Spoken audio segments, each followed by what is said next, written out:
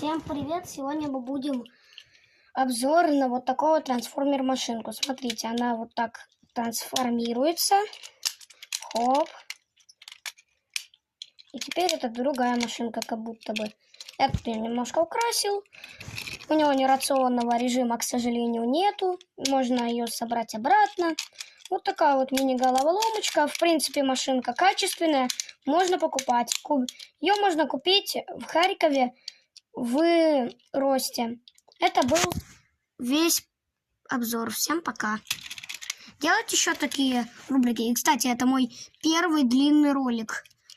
А в следующем видео мы снимем обзор на вот эту машинку Hot Wheels. Всем удачи, пока, скоро будет продолжение.